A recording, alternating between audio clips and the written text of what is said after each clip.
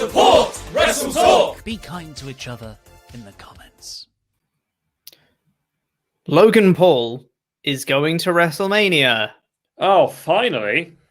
Yeah. What we've all been waiting for. The new Mr. WrestleMania. He is basically Shawn Michaels now. Yep, that's him, all right.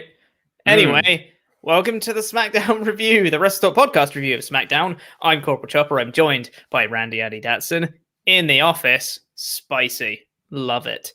And yes, the first thing we're going to be talking about, first things first, getting your Ultra Chats using the link that's right here, WrestleTalk.com/support. And we will get to every single one of your Ultra Chats by the time we end this episode today, ahead of Mania Week.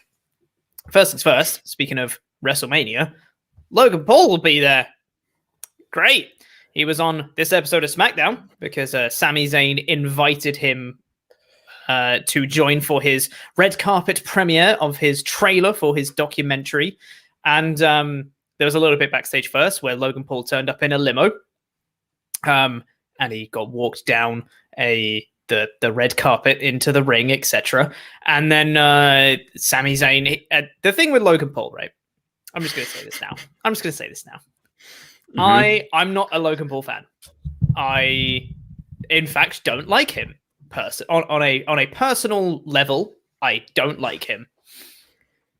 I understand that having him on the show could entice other viewers in, and the reason they're doing things like Bad Bunny and Logan Paul is to not entice the people that are already going to watch WrestleMania, like us. It's to entice in the people that might not watch WrestleMania to get them to watch it. I understand that. I don't like Logan Paul. However, I will say on this episode, he was inoffensive.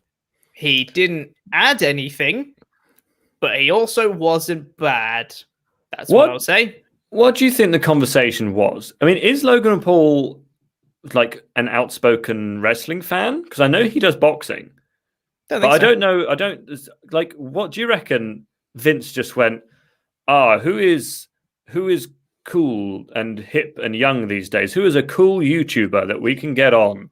And they went, well, either you can get PewDiePie or you can get Logan Paul. And they went, okay, well, we'll get Logan Paul because he's American. Well, here's what I'm curious about. Is I don't know whether it was a reactionary thing because they just, in a promo one time, Sami said, we're going to get Logan Paul numbers on it. And then they saw that Logan Paul actually responded to them on Twitter and went, oh my God. Yeah. Why is it someone not in wrestling that responded to us about wrestling? We should get him on the show. And then they probably did. I think that's probably what they did, which, honestly, fair enough. Makes a lot of sense to me. But yeah, he was okay. He was there. He wasn't good. He wasn't bad. Yeah, well, they like a celebrity, and they like mainstream stuff. So I guess, like you say, what I'll say is I've very rarely watched anything Logan Paul's done. However, I'm aware of things that he has done, and therefore I'm not his biggest fan. But in terms of a business move, it probably makes sense. There'll be a bunch of kids going, "Oh, Logan Paul, he's the guy I watch on YouTube. What's he doing on this wrestling thing? I haven't watched that before." Like, it's not going to bring in like old sort of fans or anything like that, I wouldn't think. But it could be really important to bring in some younger fans who have never really experienced wrestling before, but have experienced Logan Paul, and I guess that's why he's there. Really, it's like why they brought you onto WrestleTalk to bring in the female audience. That's I don't like any of that. Anyway, so yeah, he got brought out, and Sami Zayn debuted the red carpet premiere of his documentary trailer, which was a lot of fun. This little trailer, I thought it was hilarious. I went back and watched it again because I missed a couple of the jokes the first time, and I literally went back to watch it again. There's just so many great one-liners in this little trailer of Sami Zayn just being like, "I got this fascination with zebras. Just like, and it just doesn't mean anything, but it was great. And he was like, the Earth being flat has got nothing to do. I mean, should we look into that? It's just like, hey, I'm not saying really it is funny. flat. I'm just saying they've got some good points. Got some good points. The flat Earth community. Yeah. What I always liked about these Sami Zayn segments is that it feels like he is writing them because they're actually funny. And so I'm just assuming that it's not someone in the SmackDown writing team or in the WWE writing team because they're not allowed to be funny.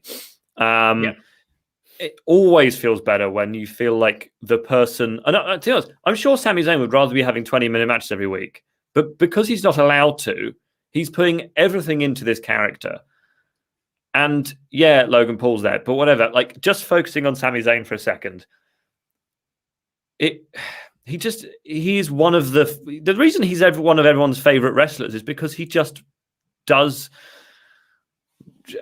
makes every single case. He's like Daniel Bryan. He just makes it work. He commits to the bit. It feels real. And I wish he wasn't a joke, but he is. But the thing is, I'm sure the match will be great. I'm sure Logan Paul's going to punch someone, but I'm sure the eventual match is going to be really good. I'd really like it if Logan Paul punched Sami, Kevin Owens won, and then Kevin Owens did a stunner on Logan Paul. Like, again, I'm not a Logan Paul fan, but I think it would be fun because there was a little tease of this. Because what happened, we'll get to this in a second, actually. Because what happened was he played the trailer, and Logan Paul said, "Oh, it's a lot to take in." And then he was kind of saying, that Kevin Owens came to him in the locker room and said that there actually isn't a conspiracy and that he shouldn't pay that much attention to Sami. And then Sami kind of got a bit annoyed at Logan Paul and was just like, don't listen to anything Kevin Owens is saying. He's part of the conspiracy as well and blah, blah, blah, blah, blah. But before he could get any proper hate on Logan, Kevin Owens came out, hit a stunner on Sami. And then as he walked off, just pushed Logan Paul out of the way. So there's already a little bit of tension between Kevin Owens and Logan Paul. Now, I'm privately hoping that, yes, he gets a stunner because I think that would be quite a fun moment. Again, I don't know how many times I'm going to have to say it because I know there's going to be people being like, I can't believe you're supporting Logan Paul. Not a Logan Paul fan, but I just think that would be a funny little moment if Logan Paul took a stunner. That's just me. But overall, I thought this segment was pretty good. The story between Kevin and Sami isn't the best, but if Sami's going to be treated as a joke, he makes being treated as a joke the funniest it can possibly be. I appreciate him for that. If you're going to just make a random match between Sami Zayn and someone, I guess it works best with Kevin Owens just because they have history. And so you don't have to tell as thorough a story because you can go, you guys know that these two have history. And we go, oh, yeah, those two have history. And so the story doesn't really have to make too much sense because we'll go, okay, well, we know it's going to be a good match. And honestly, I'd prefer going, well, I know it's going to be a good match to, oh, this is a good story, but the match is probably going to be a bit crap. Yeah. Though I will say, in fairness, with WWE's current roster, they'd be hard pushed to find two people where I go, they're going to have a bad match. Yeah, I mean, there is no excuse for WWE to have bad matches anymore. Like, there are some people on both the men's and women's sides who aren't as good as the rest, but they're still good enough to put out a good match. I mean, they have a match with, I don't know, Sasha Banks. Did I just freeze or something? You did, most certainly. Oh, just freeze. Your face looks like I froze. I would still expect Natalya to be able to pull out a good match with Sasha Banks because Sasha Banks is so good that she could even make Natalya look like a competent wrestler. Your tirade against Natalya is quite something to behold. I just don't understand why they keep saying she's a legend and a veteran. She knows one move, and it's two. She knows a suplex and a really slow discus clothesline. And the sharpshooter. She barely knows that. Well, but yeah, I agree with you in that they have no excuses to have bad matches in WWE right now. And I think that the match will be good between Sami and Kevin regardless. I mean, we already know they have fantastic chemistry based off all the history that they have. Yeah. Yeah. I'm honestly quite looking forward to it. So I tweeted after Logan Paul's stuff last week to say, oh, well, now Hulk Hogan will have competition for who the biggest dickhead at WrestleMania is going to be. And there were most of the comments were like, yeah, you're so funny, you're so handsome. But there were a couple which said like, oh, well, actually, if you've watched his content over the last couple of years, he's doing much better stuff. And I'm sure that's true, and I appreciate that. But he also laughed at suicide. And that's the kind of thing, like, you don't just forget that someone did that. So yeah, I'm sure he's matured a lot. And like I said, he was relatively inoffensive on this show. He was there. Didn't say anything stupid, didn't do anything stupid. He was just there. He did what he was told. And that's basically it. Someone just asked where my background is. This is actually my house now. I have loved The Office so much that I have replicated it behind me. I'm still in my living room. Yep. Anyway, let's get into seeing what you guys thought. Let's get into some of your Ultra Chats. Make sure to get in your Ultra Chats at WrestleTalk.com/support using that link that's on the screen right there. We'll get to every single one of your Ultra Chats by the end of the show. On the our lovely moderators on the Ultra Chat document, there's at the very top of it, we have it basically done by categories, so we can see like what we're going to be talking about. First category is of course the main talking point of the Logan Paul Sammy KO stuff. No Ultra Chats in there, and the moderators just put no one cares into that section. So let's talk about some other stuff. Dartrain24 says, as people whose job it is to watch wrestling, I'm hoping you can answer something for me. How does losing to a roll-up protect the loser? I feel like a hard-fought back and forth protects a wrestler's aura more than being pinned but not hurt. It's confusing. Yeah, I'm with you. I feel like a roll-up can protect someone in the right circumstances. Losing in 33 seconds to Natalya doesn't do it. But in the right circumstances, a roll-up can be more protective than a straight-up finisher pin. But yes, I do agree that a hard fight is a lot more... It's much better protection than just the de facto default of just being like, roll-up. Yeah.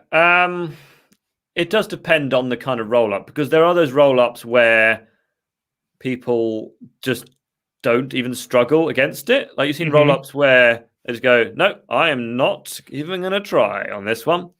I get if they're actually sort of wriggling and looks like they're actually trying to get out of it, it looks better. If they're distracted, it makes sense and stuff. So I don't like it as a finish. I mean, I prefer matches to be finished clean, but if the match isn't going to end cleanly, I prefer a roll up to just a cheap DQ. Yes, DQs are worse than roll-ups, I'll say that, because at least with a roll-up, you have a winner, which is something. Survivor 1993 says, what are the chances that Lana pins Shayna Baszler at WrestleMania to win the women's tag team titles? I hate it, and I'm not ready for the dark timeline. It's totally possible, you know? I think it really is. I think it's going to happen. I think Lana is going to win because they did the same sort of storyline with... what was her name? Kurt Hawkins and Zack Ryder a few years back, where they just sucked and sucked and sucked, and then they got WrestleMania. Losing streak though. Well, Lana's basically had a losing streak. Lana's had a God, she's a loser streak. When anyone talks about her, so I do think Lana's picking up the pin, and she's gonna cut a promo, and it's gonna be like, "Oh, that's so heartwarming," but it's actually just gonna be her saying, "I knew I could do it." In her Russian voice. Yeah, that sounds about right. We'll do one more Ultra Chat before we get into the rest of the show. From Angelo Mercado that says, can I get a birthday shout out today? No. Angelo Mercado. Oh, yeah. Happy birthday, happy Angelo Easter. Mercado, and happy Easter tomorrow. Yep. Pete. Hello. I have something to say. Well, I was going to... Okay. Yeah, you can... I guess we're just going to do that now. All right. Go ahead, Andy. What do you want to announce? So, I'm pregnant. No, I'm not. What you may not know, viewers, Pete knows this, but this is my last ever SmackDown review. Well, not last ever, probably for the time being, I will not be doing SmackDown reviews anymore. I want to focus on my website, and simply I have life things going on at the moment, which mean that I can not do the SmackDown review on Saturdays anymore. However, someone's already cheering. Stop looking at the chat, Andy. So, however, we have got someone to take over from me. I'm afraid he doesn't do quite as many puns as me, but then who does? His head isn't quite as big. He's not quite as handsome, but he is a former Quizlemania champion. He is Canadian. He actually does have hair. A lot of people think he's bald, but get to the point, Andy. Goodness me. Tempest! It's Tempest, everybody. Tempest is going to be doing SmackDown with me as of next week. Wait. Yeah. Are you excited, Tempest? Oh, I'm so excited. This is going to be the most extended period of me watching WWE in probably about 5 years. So watching a show week to week is going to be interesting. And you don't know that you're more handsome than me. That's what the mask is for. People Tempest, don't know what I look like. I've seen your face. I know. No, he never takes the mask off. Tempest, you've got some hair coming out the back there. Just prove to people that you aren't bald. There you go. I have a lot of hair. There you go. Some hair. Also, that the reason you wear the mask is to hide your handsomeness from the world, right? People wouldn't be able to handle it, Peter. So everyone, I'm stop doing being a mean great to me in the comments. Everyone. Stop cheering. You're supposed to be really angry that this is happening. Andy, just stop reading the comments, mate. That's rule number 1 of YouTube. God, this is why you're not being on YouTube anymore. God. Yeah, I will still be on live things and here and around. But as of SmackDown, I will no longer be doing it. As of next week, it will be Tempest, and then of course, Tempest and Pete will be doing the NXT reviews the week after that. Yes. So if you do want to... Oh, sorry, go ahead. I was going to say, if you do want to spend time with me, go to WrestleTalk.com and go to my Twitter, and I will be there still, and I will still be very much a part of the WrestleTalk family. Absolutely, yes. And also, as Andy mentioned, me and Tempest are going to be doing next week live reactions to both nights of NXT TakeOver on this very channel, WrestleTalk Podcast, and then we're going to be doing a review of both nights on the Friday as well. And then after that, we're going to be starting up NXT reviews with the both of us as the new duo going forward. So it'll be me and Tempest for NXT on Wednesdays and for SmackDown on Saturdays as well. And hopefully we can keep those NXT reviews around. But in order to do that, we really need you guys to watch them because that will help. I still have 40 minutes left. So you do. Piss off, Tempest, you jag. No, he's gone. Bye, Tempest. Thank you, Tempest, for hopping on. Appreciate you, buddy. And yes, as of next week, it will be me and Tempest. But for now, let's get into talking about the rest of the show. If you guys have any farewell wishes you want to get in for Andy, get them in at WrestleTalk.com/support. We'll read them out by the end of the show. But I will still be winning the Jamnet Championship at WrestleMania Live Reactions next week. Yeah, sure thing. Right, let's get into the rest of the show. So, the first part of the show, because it's part of the SmackDown formula, it has to be a promo, and it has to be someone from a feud involving Roman Reigns, because it's Edge that's came out here. However, I thought this promo was bloody great, because I've said for quite a few weeks now that Edge's character I thought was really good. Like his portrayal, Andy, stop typing in things on the account of WrestleTalk Podcast. This is why you're leaving. This is the reason. Here's a shoot. No, I got Andy fired. No, I'm kidding. I didn't do any of that. It's all right, but, Pete. I'm still here. Yeah, bet you. So Edge came out with a really good promo because I've said for ages that Edge's character didn't quite mesh. Like there was something that was something didn't quite connect with it. Like I really liked his portrayal of the character, but his like character motivation didn't quite work in that he was angry at like the wrong things. Like there was reasons for him to be angry, but he was angry about the wrong stuff. Like, I'm not getting a one-on-one match. It's like, well, that's not the reason. You're not guaranteed that from the Rumble. Daniel Bryan's getting a shot before me. It's like, that's also not a thing that you get for winning the Rumble. But this one, I thought this is where the character actually clicked with everything. Because he came out and was angry, and the stuff he said made sense. And he was saying that he's been trying to come back for 10 years for this. And he finally has made it back. And Daniel Bryan has weaseled his way into this triple threat, making it harder for him to win. And he's taking away his spotlight that he's earned from coming back from retirement and busting his ass for 10 years to try and get back.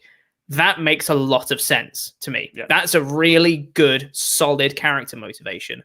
And I just really enjoyed it. And again, I really like his portrayal, his fire. And he's saying that he finally feels like after he admits and he says, yeah, I snapped a Fastlane. I snapped last week when Daniel Bryan got inserted and made it a triple threat.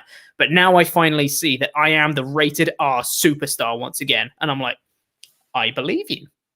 Yeah. Like we were saying last week, this is kind of what we said last week. He shouldn't be like, yeah, his reasoning so far for being angry has been slightly off the mark, but this hit all of the marks.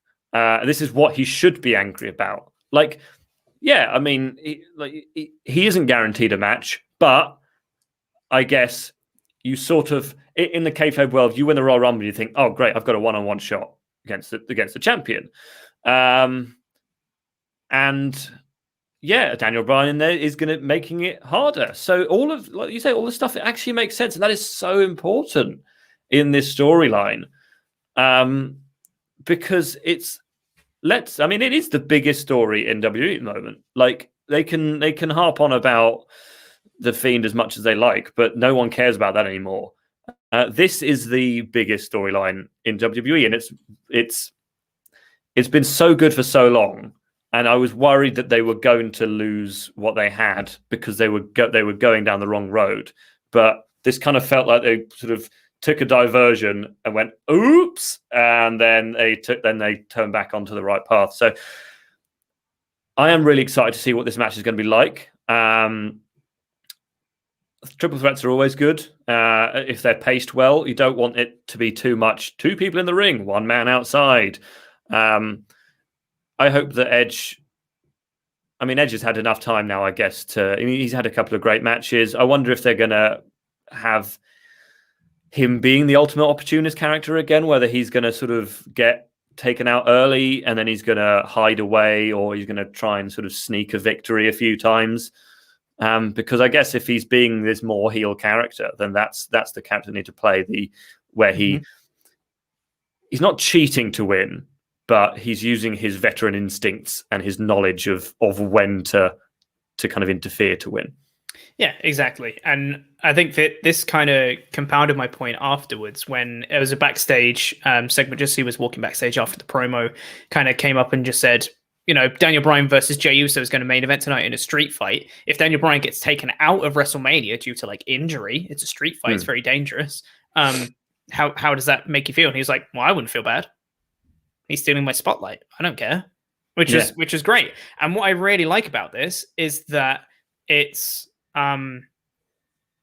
he's not a heel. He is a heel, but he's not a heel. Like you can totally see where he's coming from. You could relate to him.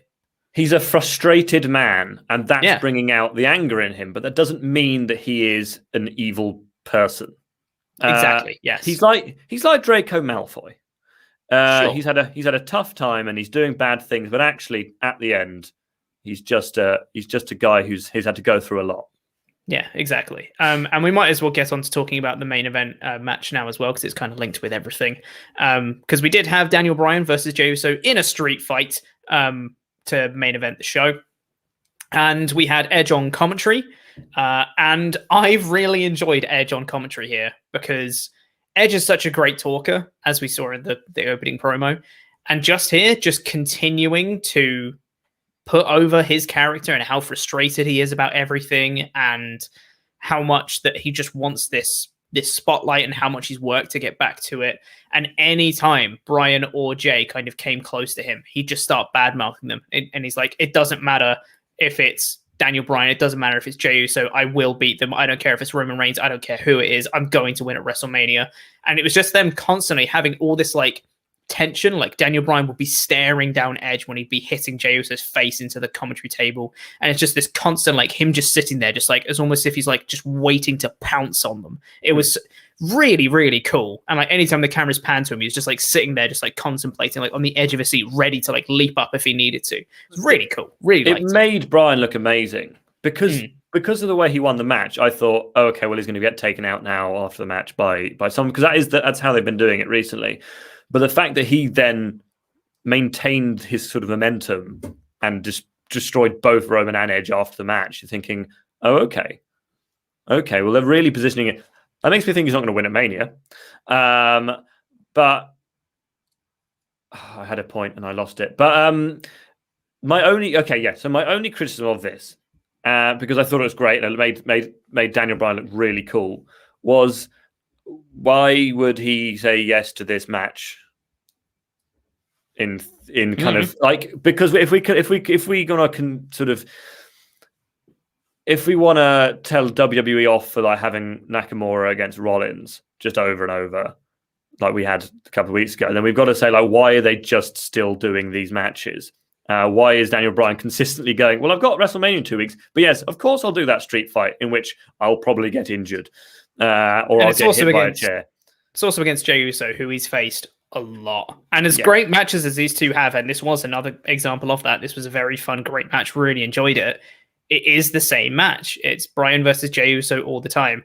And for me personally, I think I saw a stat, courtesy of WrestleTalk's Twitter account, that Jey Uso hasn't won a match since November 6th, which is like, he should do that every once in a while. Like, I'm not saying he should have beaten Daniel Bryan here, because he shouldn't. He shouldn't beat Bryan or Edge, but give him some matches where he can win, because Jey Uso needs to win sometimes. He's not just Roman's lackey all the time. And I feel like they're kind of going the lazy route with Jey now. They did such amazing work at the tail end of last year. And I feel like now it's just like, oh, so he's just the right-hand guy for Roman, so he can just come in and get beaten up instead of Roman, and that's it. And I feel like there's so much more to Jay's character that they're not using by doing that, which is a real shame, because as we saw last year, he's a fantastic character. But yeah, thought that was a bit bad. However, Bryan's beatdown after the match was awesome, because yeah, like as you alluded to, there was a chain that got involved. It was a street fight, so there was chair shots and all sorts of stuff going on. A chain got brought in. Daniel Bryan wrapped it around his arm and just bashed Jey over the head repeatedly, got him in the yes lock and tapped him, and then just decided to kill everyone. Went and hit a running knee on Edge on commentary, smashed his face off the ring post several times, went up to Roman Reigns, who was sitting on the ramp in like a comfy armchair, kind of like mine. Roman picked it up and just chucked it. Bryan dodged, hit a running knee, and just locked in the yes lock until officials got him off, which was great. It was really cool end to the show, I thought. I wonder whether they're... Because I thought Jimmy was going to come back a long time ago. Me too. If Roman wins at WrestleMania, which I don't know. I'm very, very torn on that. But I'm really curious. Let's say Roman wins. Sure. I think they could then play into the whole Samoan thing more, bring Jimmy back, have them win the tag titles, and have them kind of holding everything. Or have Jimmy go for the US title, or Jay or Jimmy go for the US title. On Raw. I don't know if there's someone else they can bring in from the Anoa'i family to win the entire Anoa'i. Paul Heyman can win the US title. Sure. But I think that works is like, so they've all got gold. I don't want to kind of compare it to the Shield, but like it would be cool if, not for a long time, because it can get a bit samey if they've all got the same, but for just a period of time that the Usos and Roman are the only champions of SmackDown. You could even have like Roman go, do you know what, I want to be all the champions and win the US title as well as the main title. What's your obsession with the US title, and why not the Intercontinental one? I don't know, man. I forgot which was which because they're the same thing. Shush. Yeah. This is why I'm leaving. Yeah, exactly, because you don't know enough about wrestling. That's what it is. Yeah, I agree with you. I do want Jimmy to come back and kind of align with them. I wouldn't be surprised. See, I genuinely don't know who's going to win at WrestleMania, which, by the way, good job, WWE. I have no idea who's winning at Mania. Could be any of the three of them. And I think I'd be okay with any of them, honestly. Yeah. But I think there's a story there for Jimmy to come back if they want to include him in it, whether Roman wins or not. And whether, Jimmy comes back at Mania to either help or cost Roman or whatever. And they could do kind of almost like a repeat of the Jay one, but with the addition of Jay already being on Roman's side and Roman attempting to corrupt Jimmy, essentially. They could also do it that Jimmy is already on side and just kind of joins Roman straight away. However it ends up, I'd really like to see the Usos as tag champs again, and Roman either win the belt back afterwards if he's lost it, or just keep the belt. And like you said, have that visual of the three of them holding up the gold afterwards, because it's a cool visual. It just works. But the thing is, as far as we know, Jimmy's been cleared for months, or like at least a couple of months. I think it was ready around the Rumble. Yeah, they're clearly waiting for something, you would assume, to bring him back in a big way. Because a couple of months, 6 months ago, if Jimmy Uso came back from injury, we're like, oh, cool, Jimmy Uso's back. But now it's kind of like, what are they going to do with Jimmy Uso? Yeah. Which I do, again, 6 months ago, they've gone like, no, not at all, not that bothered. But it's cool that he's back. Absolutely, yeah. Elsewhere on the show, after the opening Edge promo, we got the Alpha Academy and the Dirty Dawgz. The Hot Dogs. Versus, the Hot Dogs versus the Mysterios and the Street Profits. Alpha Academy got a promo to start off the match. Chad Gable was just saying, look at Otis. He's my number one guy. He's amazing. Look at all the stuff I've made him do. He's cool now. That's about it. He's basically just saying, I've corrupted him. He's a heel. Lol, lol, lol, lol, lol. Which is fine. It was decent enough promo. They say that they outshone the tag champs last week, and they're going to become the tag team champions next week, because next week is WrestleMania SmackDown, whatever that means. So they're doing the Fatal 4-Way tag team title match that we predicted was going to happen, which is Street Profits versus Mysterios versus the Dirty Dawgz, the Hot Dogs, versus the Alpha Academy in the Fatal 4-Way. And they're also doing the Andre the Giant Memorial Battle Royal next week on SmackDown, not at WrestleMania.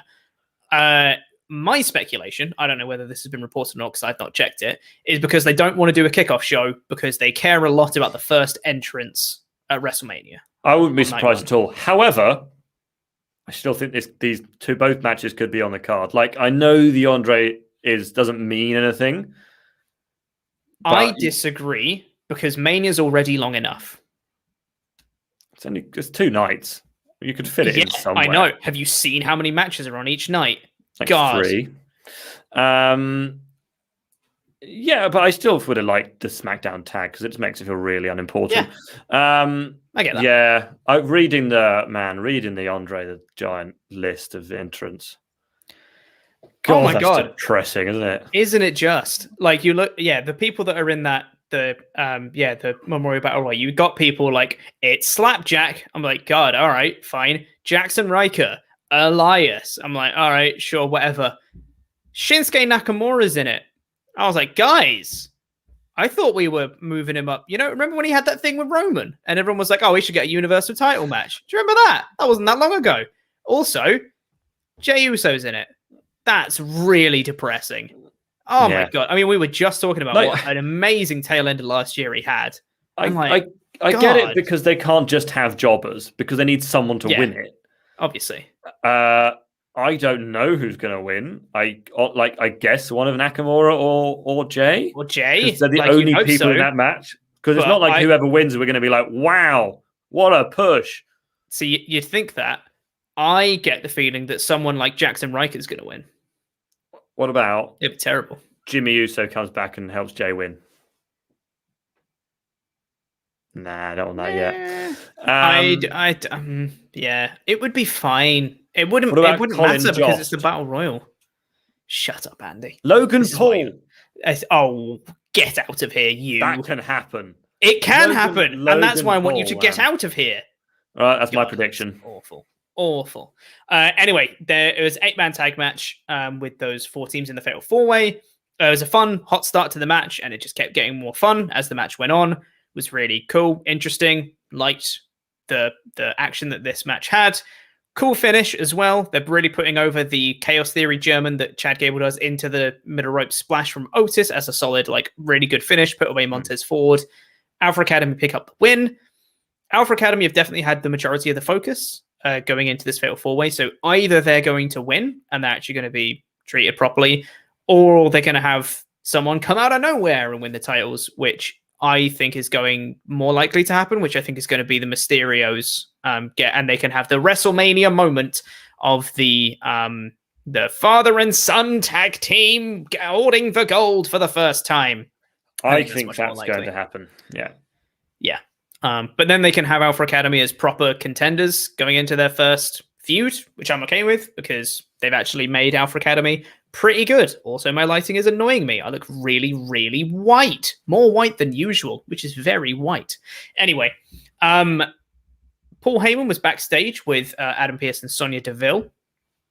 And he said that he's put in a legal clause into the main event match of Jey Uso and Daniel Bryan that Uso's not going to be held accountable for any of the ramifications of what he does to Daniel Bryan in the main event.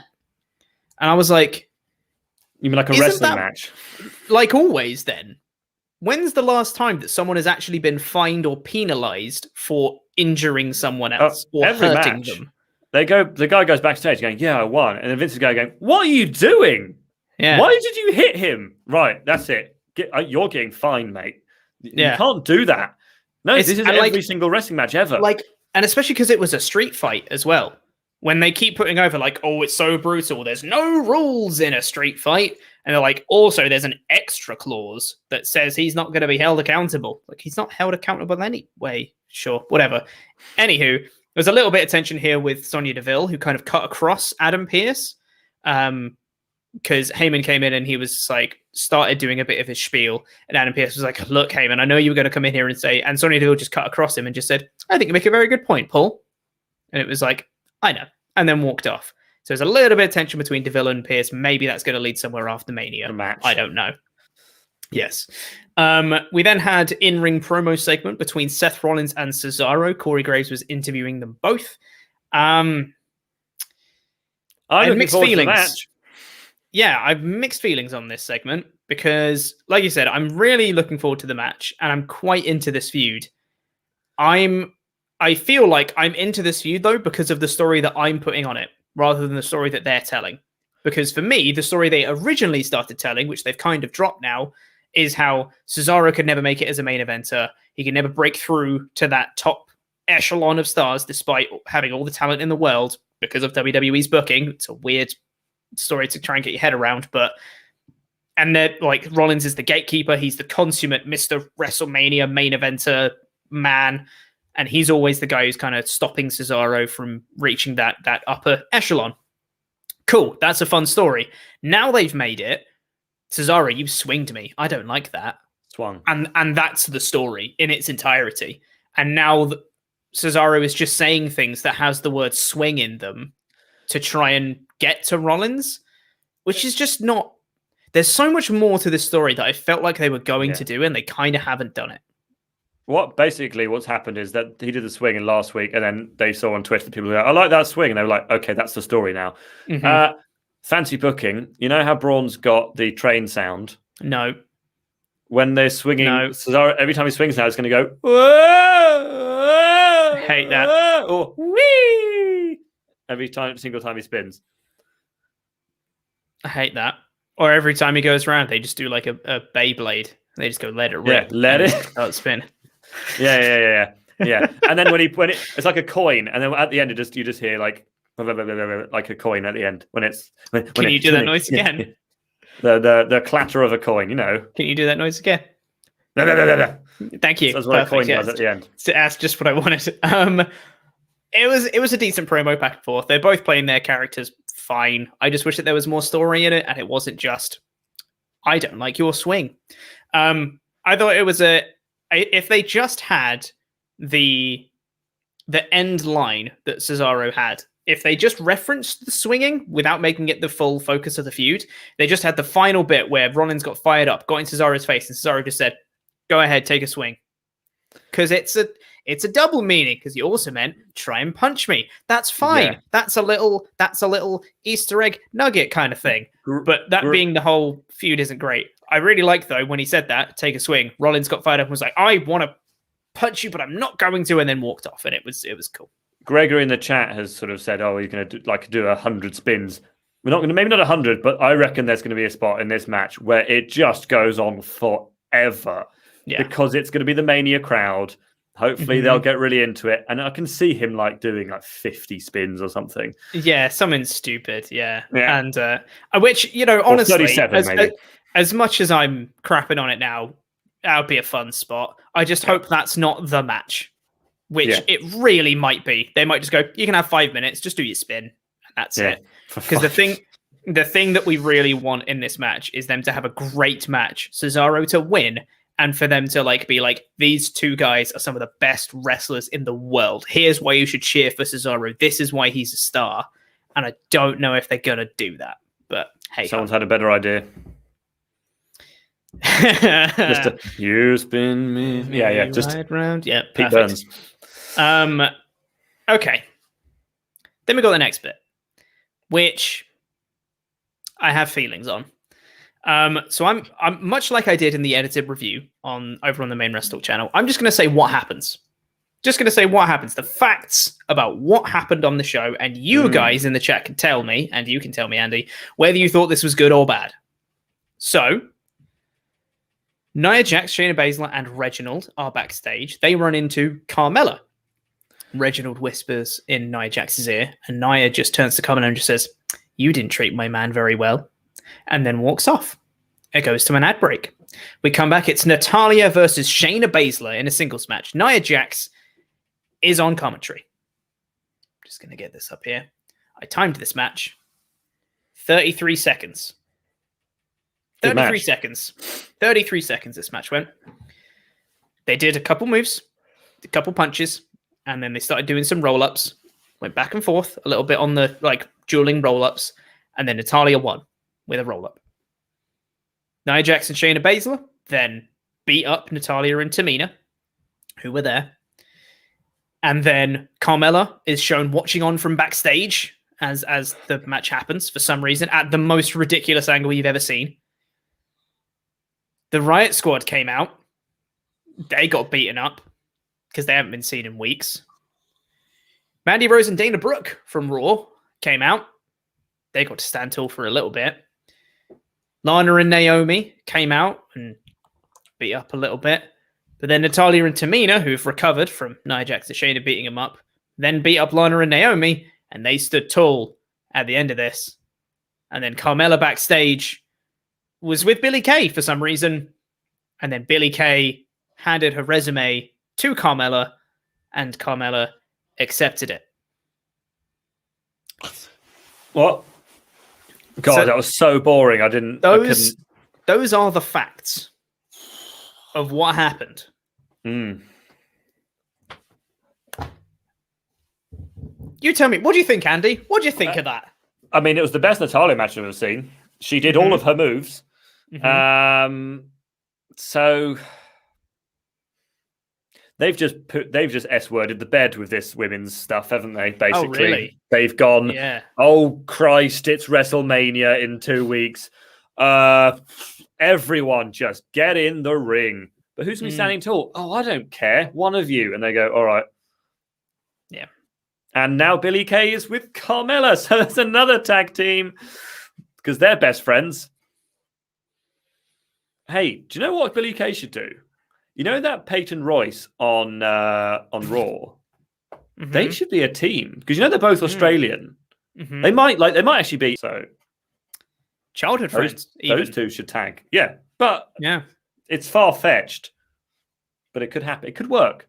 Could happen. Yeah, I thought this was rubbish, proper rubbish, because I compared it in my edited review. I said that it could be compared to the men's tag division on SmackDown right now, where you've got a few teams and they're all vying for the top spot. But the difference is in the men's division, they actually get time to have matches, which actually puts over the teams and the differences. And then they have promo segments where they get to talk about who they are as a team and how they differ and the way they go about things and whether the Street Profits are bribing Sonya Deville or not.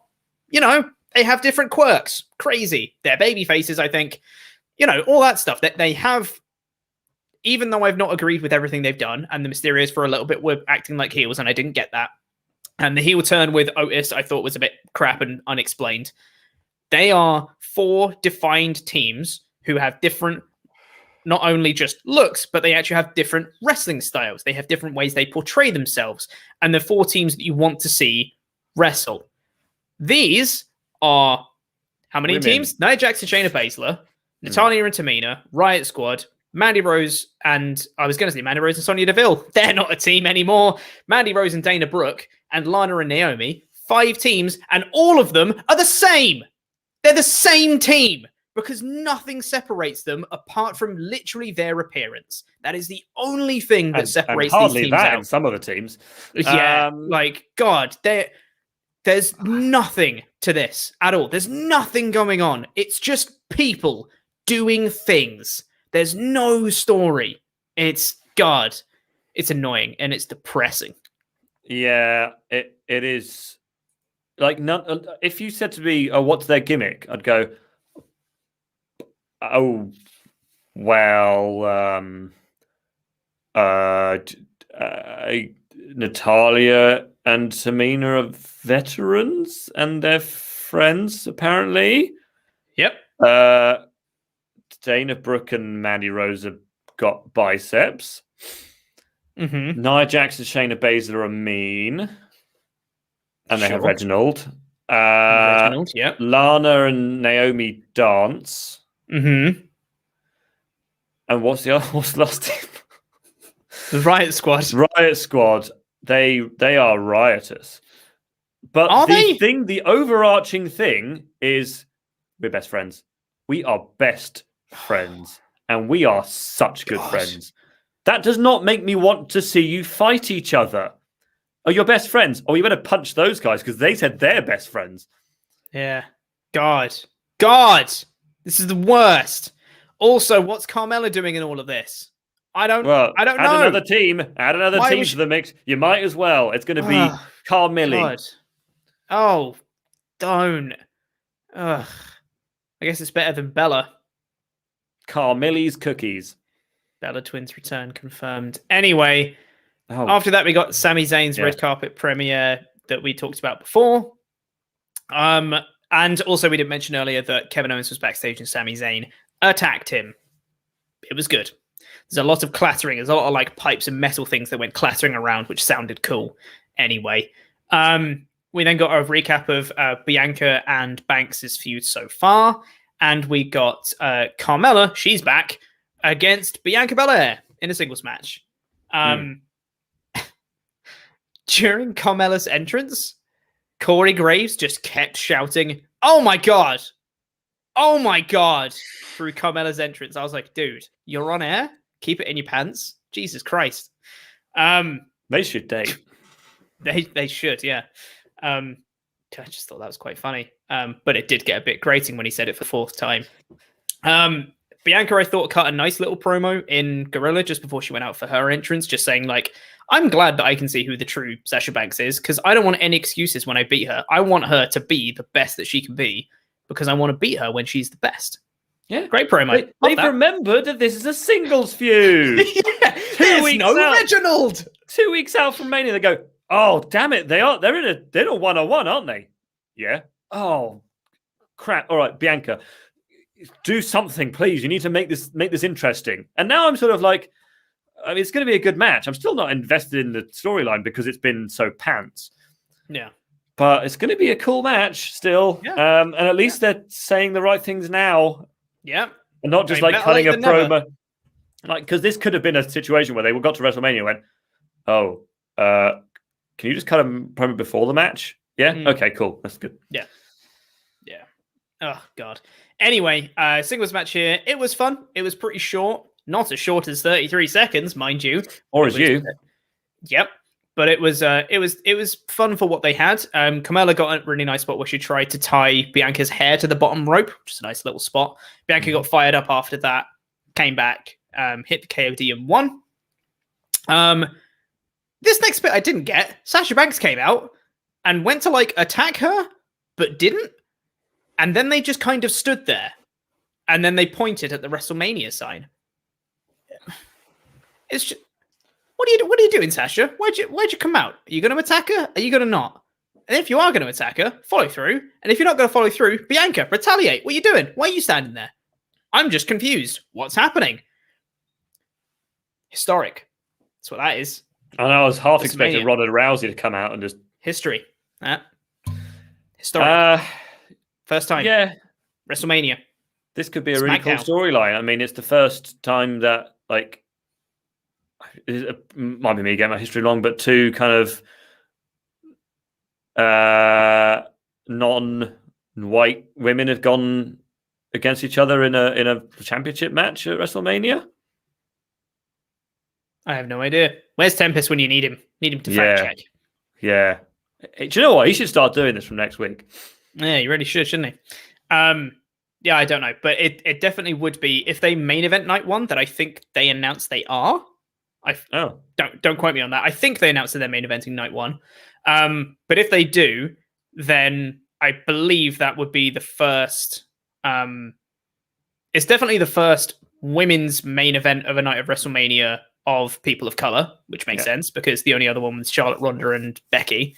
But I don't know if it's the first main event of two people of color. I think it might be. Anyway, we'll look into that. But yeah, so either way, it's historic WrestleMania, first time. Yes. Also, I don't know why I didn't just say African American or people of color. Yeah, you really fumbled on your words there. Went non-white. Non-white. Yes. Yes. Then we got the announcement of WrestleMania SmackDown next week with the Andre the Giant Battle Royal. And the depressing people in it. Then we got a series of promos. Baron Corbin is there because he showed up on Raw. What's the brand split? Who cares? He showed up on Raw and just said, because he beat up Drew McIntyre and he's going to be facing him next week on Raw. And he said, I'm going to beat Drew McIntyre. Everyone will bow down to the king. And I went, no, you're not. Nice try, though. Then we got a promo from Apollo Crews, who said he's going to face Big E at WrestleMania in a Nigerian drum fight. Yeah. I don't know what this is going to be. I imagine someone's going through a drum. I don't know. It was like, what's Nigerian? Oh, well, they play the drums when they do like traditional music. All right. Is this going to be a Symphony of Destruction match with just lots of Nigerian drums? Couldn't tell you. Just do a match, man. This is a match that did not need a silly stipulation. And I hope that it's kind of like when they do, a Chicago street fight, which is just a street fight, but it's in Chicago. I'm hoping that this is just a street fight, but they've just called it a Nigerian drum match to make it different, and there's no stupid gimmicks at ringside. It's just a rap battle, but it's just on drums, and they're just playing drums at each other. And then someone at the end goes, "Oh, well, he was the best," like in West Side Story. It's Karaoke Big E Showdown all over again. Walk into the ring, kind of clicking, and then just starts patting away. You like the idea? I saw you smile. Okay, and then after that, we got a promo with Edge in gorilla position just before he came out for commentary for the main event. Paul Heyman approached and just kind of spoke into his ear and was just like, "Hey, you should really hate Daniel Bryan." I was like, "He already does." He said, "You should hate him even more because it should have been that one-on-one match between you and Roman Reigns." And Edge was like, "I know," and then made his entrance. But yeah, that was that. And then we got the main event that we already spoke about. Overall, I thought this was a decent episode of SmackDown. That's all there was to it, really. It was okay. The builds, the feuds for WrestleMania, I'm looking forward to some of the matches, most of the matches probably. But I don't feel like any of the feuds, with the exception of maybe the triple threat between Edge and Bryan and Reigns, I don't feel like any of these matches are WrestleMania caliber feuds. Because to me, like the Rollins Cesaro stuff, I'm really looking forward to the match, but their feud has been like, it's been a few weeks. And it's been Seth Rollins going, "I don't like the fact you swung me." And that's the feud. It just feels like it's all fine. And that's not really, like I said last week, that's not really good enough for WrestleMania. We're 2 weeks out. It's a go-home show next week that's already got the Andre Battle Royal and the Fatal 4-Way on it that's technically WrestleMania matches. It's just, Yeah, it feels like a bit meh. It feels like they've put so much effort into actually making WrestleMania happen that they've kind of lost track of what they're actually doing in the lead up. Yes. So, yeah, I don't know, man. I'm sure it's going to be a fun show, and I'm sure I'm going to enjoy watching with everyone. But and it's the same on Raw. There's a few feuds where I'm going, oh yeah, this has been a great feud from start to finish, and it's going to have a great culmination at WrestleMania. Like aside from the Roman Reigns triple threat. Yeah, and I will say as well, granted, what Carol's just pointed out in the chat, SmackDown is loads better than Raw. That's an incredibly low bar to beat, though. And I feel like this caliber of SmackDown should be the bare minimum that they do every week. Like, this was all solid stuff through the show. There was nothing super special. This is like the most bog standard average show that they should be doing. This shouldn't be 2 weeks out from WrestleMania. That's where I'm sitting. So for me, this was a 3 out of 5 show. It was fine. Yes. Yeah. Me too. Anyway, before we get into the final Ultra Chats, last call for your Ultra Chats, get them in at WrestleTalk.com/support. That link on screen right now. Before we get into Andy's final Ultra Chats on SmackDown, before he leaves the podcast as of next week. We need to say thank you to some very special people, and those are our $25 and above pledge hammers on Patreon. If you go over to WrestleTalk's Patreon page right now, if you are a $25 or above backer, not only do you get your custom wrestling nickname and it gets read out on a show, much like this one, but also yesterday, the suggestions post for WrestleTalk Extra went live, which means you get to pick what show Ollie and Luke get to review on this month's WrestleTalk Extra. So you can get in your suggestions now. They get put into a poll that all the $5 backers and above get to vote in. And then the winner of that gets to go on and get reviewed. So yeah, you can go over to Patreon right now, patreon.com/WrestleTalk to become a Patreon backer.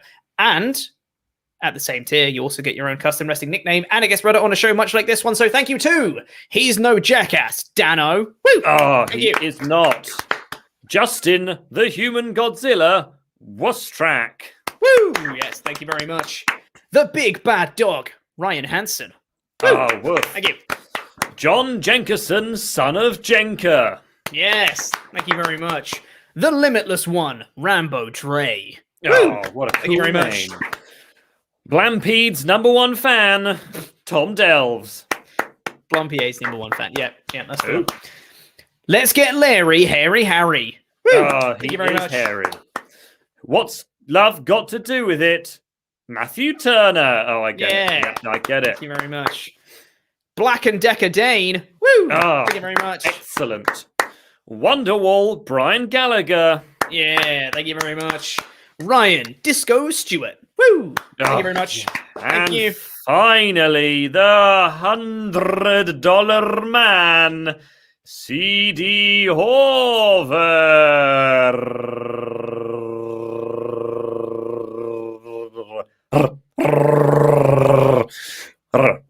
I'll let you do it this once, as it's your final SmackDown.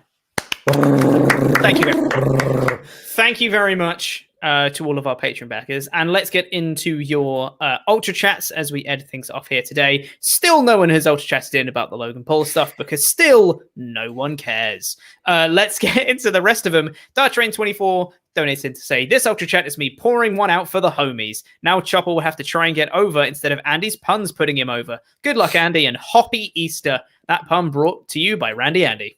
Thank you very much. Yeah, no, to people who don't know, I am we should heading mention off. That. Yeah, so to a couple of people asking where I'm going, I'm still with WrestleTalk. I'll still be on lots of other things. I just can't do this anymore because of my other job, which is running the website, and because of my general life. I just want to be able to have my weekends because I don't. Yeah, just because I do, and it's important to me at the moment. So yes, thank you to everyone who's been so nice in the comments.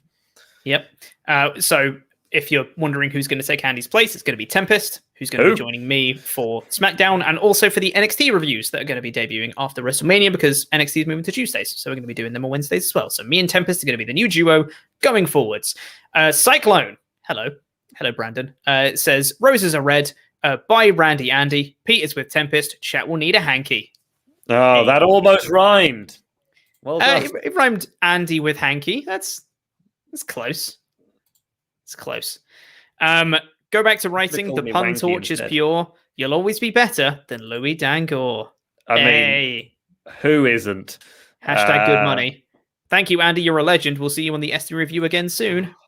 Oh, yes. I'm sure. Yeah, if Pete goes on holiday, I'm sure I can jump back in to say hello. Probably, yeah. Or if Tempest goes on holiday, probably. Let's be real here. Carol Wands comes in to say, "Hi, Pete. Hello, Andy, my best friend. You're going to be missed on the show, that's for sure. Going to miss your puns and rolling R's. Tempest is great, don't get me wrong, but we need Andy. Happy Easter to everyone. Stay safe and love to Chris as always." Hashtag jam that jam. I agree. Love to Chris. Yes. No, thank you very much, Carol. I will miss your chats, but like I said, I'll still be around, and I'm on both of the nights of the WrestleMania live results. So if you want to see me next week, then live results, live reactions, you can tune in there. Yep. We've got Anderson Floyd said, "Chopper, I heard you got injured after your TNT title match with Darby Allin. Are you okay, mate?" There's also been a lot of people calling you Sheamus because you look incredibly pale today. See, the thing is, I'm back in my flat in London, and now I can't find a proper way to set up my lighting where it still looks good. So I'm going to need to experiment with that because it's making me look very, very white on this one. And I know I am very white, and I know that to be a fact, but I'm even more white with this.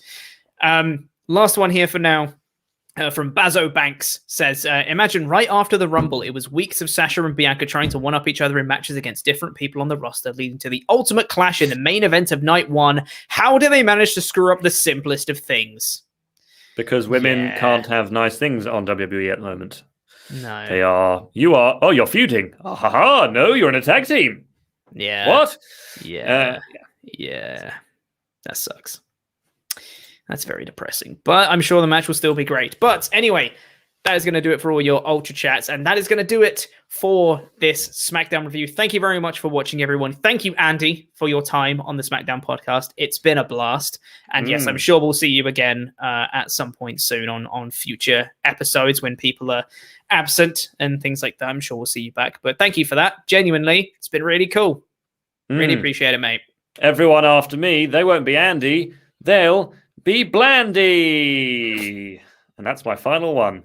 I'm just going to look stoic now. Yeah. Thank you very much, everyone, for watching.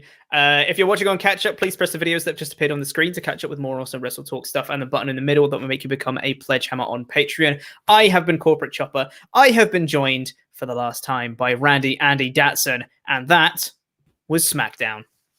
Bye, everyone.